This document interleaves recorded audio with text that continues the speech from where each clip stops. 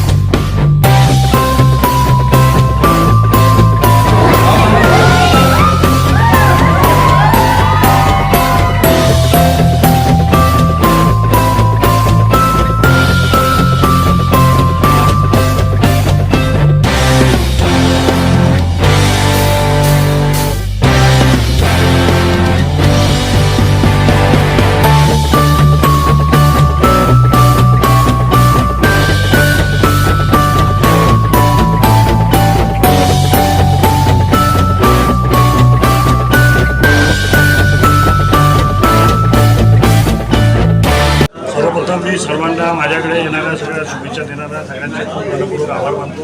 सकाळी 8 वाजतापासून माझा आज श्रावण सोमवार आणि श्रावण महिन्यातला आणि माझा शिवालय म्हणजे त्या माझा जन्म माझ्या आईने सांगितल्यामुळे सोमवारी झाला असं कळलं। त्यामुळे आज असा साखर योग आला आहे, तीन गोष्टीचा सन्मान झालेला आहे आणि अशा वेळेस त्यामुळे मी सकाळपासून कल्याणेश्वर मंदिरापासून जेव्हा घरी आलो तर जी महादेवाची कृपा की माझे जे शुभचिंतक लोक सकाळी 7 वाजतापासून गर्दी आतापर्यंत काही कमी होत नाही आहे। म्हणजेच मला ईश्वर महादेव हा माझ्या सोबत आहे असं दिसून येते। आणि महत्त्वाचं म्हणजे शिव हा शब्दाचा अर्थच आहे का कल्याण, शिव म्हणजे कल्याण आणि शिवपूजा म्हणजे गोरगरीब लोकांची सेवा करणे ही शिवपूजा आहे असं मला माझ्या वडिलांकडून संस्कार मिळाले। त्यामुळे मी सर्वप्रथम सर्व समाजातील बांधवांना आज या वाढदिवसानिमित्त सांगू इच्छितो की सर्वांनी एकजूट राहायचं आहे। सर्व धर्मवाद सोडून एकजूट राहून आपल्याला आपला प्रभाग कसा चांगला होईल, आपलं शहर त्यानंतर आपलं राष्ट्र निर्माण करणं अशी मी या ठिकाणी आजच्या दिवशी संकल्पसुद्धा घेतली।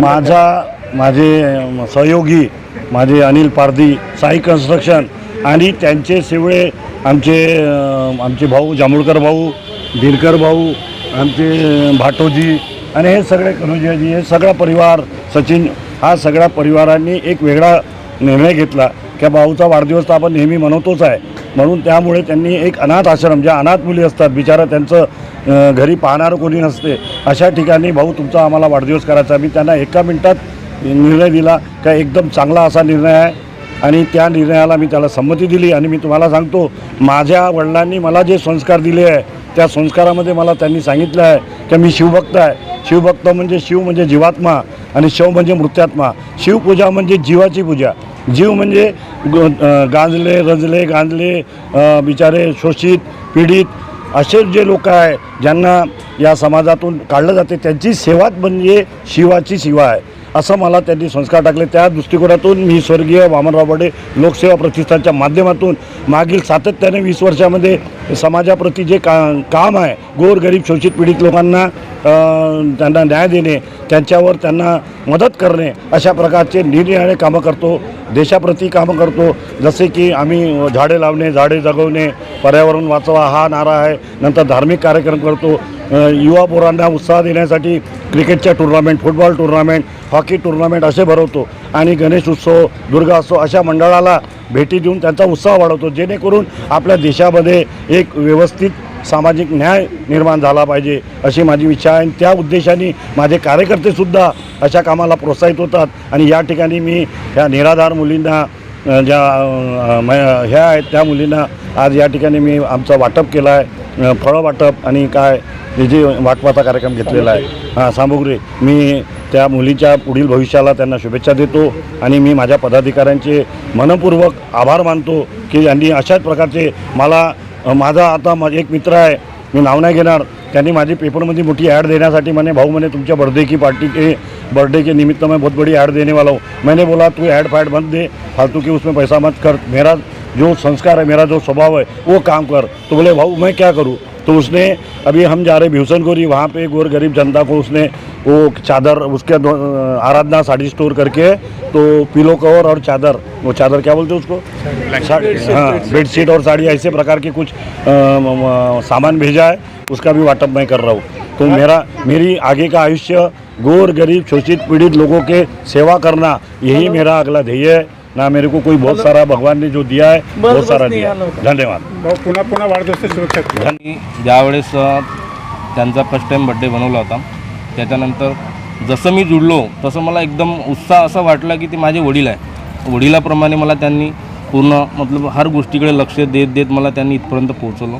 मी एक बाहेरून आलेला मुलगा आहे, परंतु त्यांच्या मार्गदर्शनामुळे मी आज या कंडिशनवर पोहोचलेलो आहे की मला कोणाच पुढे जायची गरज पडत नाही, फक्त मी त्यांच्याकडे धावतो। कोणत्याही अडचणी आल्या तरी ते माझे सगळे कामं पूर्ण करतात बस। आज आश्रमशाला काय निवडून जातात, म्हणजे इकडे काही वितरण केलं सामग्री वगैरे, इकडं काउंट केलं, कुठं आणखी कारण केलं असतं तर काय कारण आहे आश्रमसभा तुम्ही निवडता? भाऊची इच्छा होती, कारण की आणि दुसरी चीज कसं, भाऊ नेहमी गरीब, जसे अपंग, कुठलेही अनाथ, जसे इकडे तिकडे ते सेवा करत राहतात। ठीक आहे, मी त्यांच्या मार्गदर्शनामध्ये बरेचसे असे ठिकाण बघितले त्यांच्यानुसार, तर मी विचार केला की नाही, त्यांना न सांगता मी हाच विचार केला की म्हटलं चला आज इथे म्हटलं काटोल रोड एक आश्रम आहे, त्या आश्रममध्ये आपण त्यांच्या मार्गदर्शनामुळे आपण त्यांचा बड्डे साजरा करू। सर्वप्रथम मी त्यांना वाढदिवसानिमित्त शुभेच्छा देते आणि त्यांचा कन्सेप्ट असा आहे की गोरगरीब शोषित लोकांची सेवा करणं हे आजच नाही तर आता 15 वर्ष झाले, तर ते प्रत्येक वाढदिवसाला कधी चादर वाटप, साडी वाटप किंवा अनाथ विद्यार्थ्यांना त्यांना केक वाटप, फळे वाटप असं त्यांचं निरंतर कार्य सुरू असते। याच्या व्यतिरिक्तही ते समाजसेवेसाठी पोरांना शाळेच्या शिक्षणाकरता त्यांची फीज असो, त्यांची पुस्तकं असो, त्याचंसुद्धा ते करत राहतात। त्याचप्रमाणे मोलकरणीसाठी छत्री वाटप करणं आणि जे चप्पल वगैरे शिवतात त्यांच्यासाठी टेंट वाटप करणं आणि त्याचप्रमाणे वृक्ष संवर्धन म्हणून वृक्ष लावणं। आज आपण पाहत आहे की यावर्षी आपल्याला उन्हाळा कसा जाणवला आणि इथून इकडे असंच जाणवणार आहे, तर त्याकरता आपण काय केलं पाहिजे, तर वृक्ष वाढवा, वृक्ष जगवा, वृक्ष वाढवा ह्या जो नारा आहे, तर निश्चितच आम्ही वृक्षारोपणसुद्धा करत आहे। आजसुद्धा 3 ठिकाणी आमचं वृक्षारोपण होतं, परंतु आज नागपंचमी असल्यामुळे आपण ते खोदकाट करू शकत नाही म्हणून ते थांबवलं। पण आज दिवसभर कंटिन्यूअस त्यांचं प्रेम, लोकांचं प्रेम त्यांच्यावर ते दिसून येत आहे। सकाळी 8 वाजतापासून एवढी गर्दी आणि स्वइच्छेने सगळे येत आहे, सतत दिवसभर लोकांचा झुंड होती, त्यांचं प्रेम आणि ते लहानातून लहान आणि मोठ्यातून मोठ्यापर्यंत ते सगळ्यांचे लाडके आहे।